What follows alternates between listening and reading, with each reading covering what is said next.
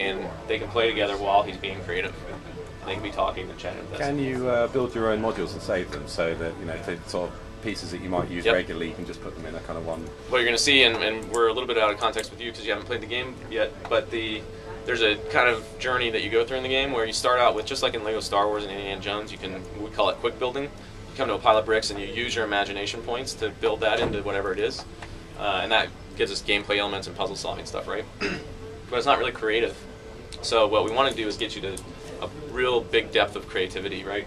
But that's not an easy, it's not a step, right? There's a big ramp to get to that. So the next step is the modular build, which is very easy. You take these modules and you put them together and you make a specific thing, like a rocket or a car, which you can race, right? Then the next step is this, which you're seeing right now, where through the game we've been earning a lot of rewards, and a lot of those rewards are actually models that we get, and this is one of the sets that you can actually collect as a Western Fort set.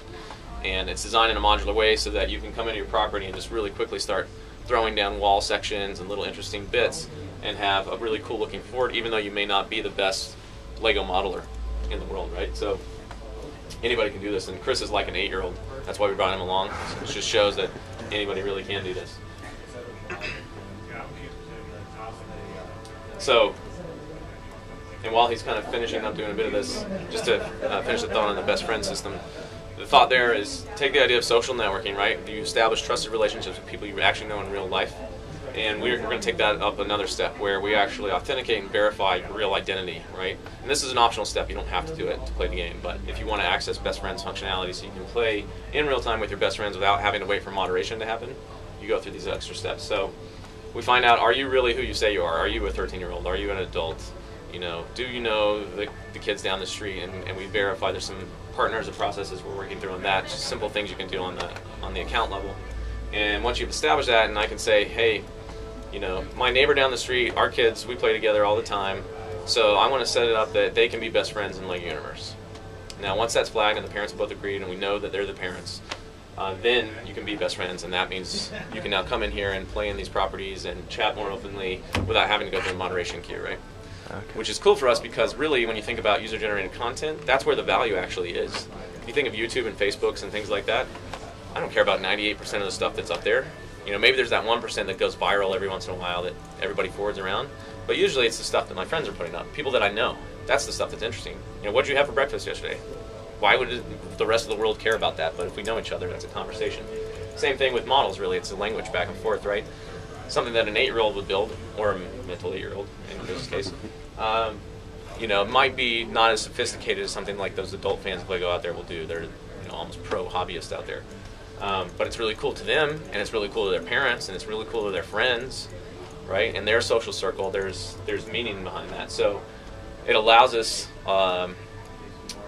both to make a safer environment as well as encourage creativity in the game itself and make that real-time supporting function possible. So players that are best friends with each other won't have their chat kind of filtered when they're talking to each other? Yes, they can have more open chat system. Oh, okay.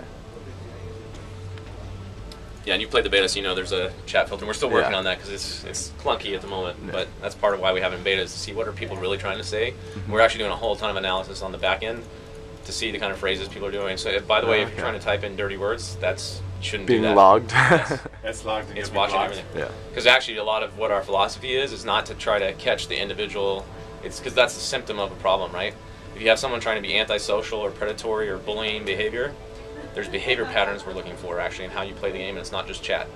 There's certain other things we're looking at, and we're monitoring all that stuff on the back end to elevate certain accounts so we can watch them very closely with real people. And as soon as anything goes wrong, they're done. They're out for good. Wow.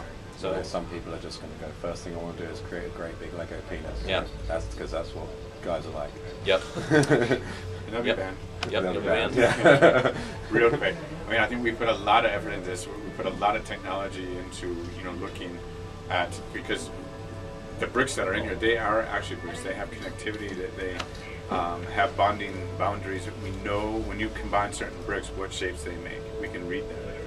And so that technology is definitely in there. And it's not perfect by anybody, but we're looking at levels of how we escalate rather than punish everybody. we'll try. The real thing is like, I'm gonna get that. Yeah. how do we use positive reinforcement too a lot, right? And that's a lot of the thinking behind the best friend system is like, look, if you're best friends and you want to mess around and do things on your own property, that's fine because you know each other and you're not exposing anybody that doesn't accept that, right? Yeah. And what we really take seriously is if you want to share something publicly, it's going to have human eyeballs on it, right? We're going to check it out, and if it doesn't pass that and you did something wrong, really wrong, right, you're going to get contacted or you're going to get banned.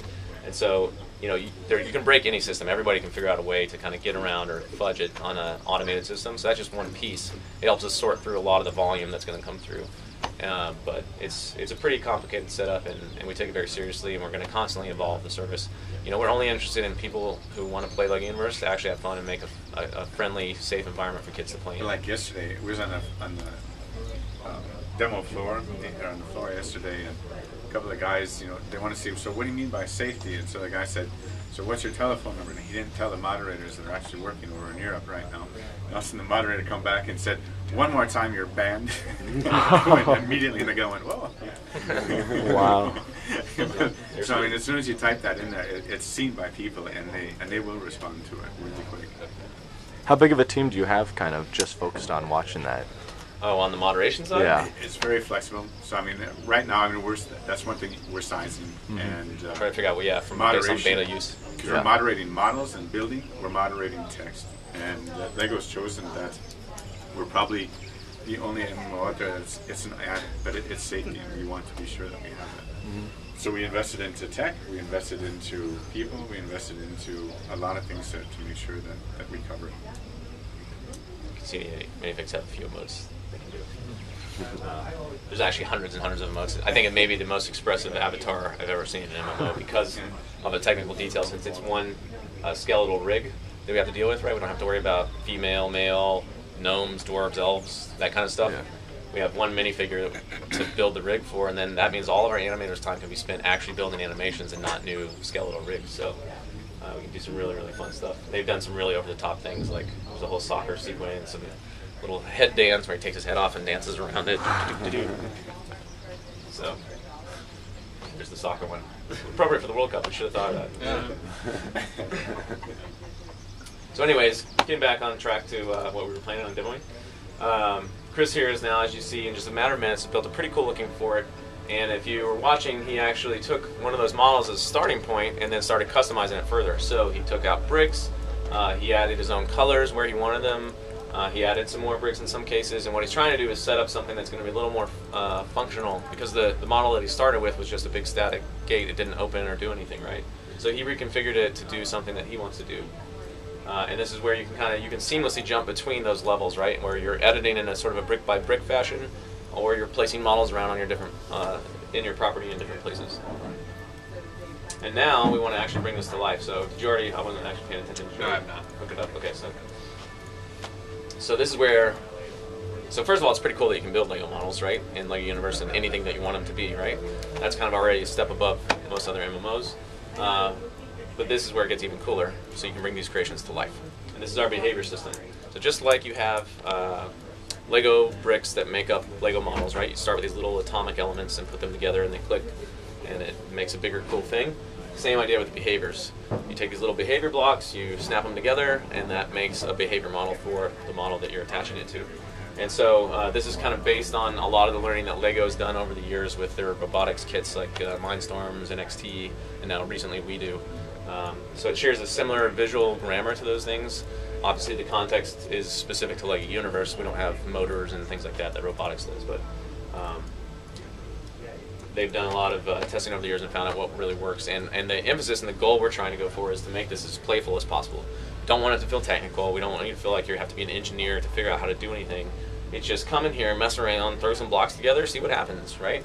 Maybe something cool happens, and maybe something unexpected happens, and that makes you think of a new idea, and that's creativity captured right there. Also, as you can see, standing here, Ryan is watching. He can't see the script window that Chris is doing, but he is able to immediately see the behaviors that Chris puts onto his models. So what he set up here with just less than a dozen blocks is a knock-knock joke, which basically serves as a password on his gate. So since Ryan's his best friend and he shares all of his secrets with Ryan, he told him the secret knock-knock joke combination. So Ryan says knock-knock in chat, the door says who's there, Ryan says E3. The door says E3 who? Ryan comes up with a really witty punchline. You sank my battleship. The door liked that. It was so funny that the door just cracked up.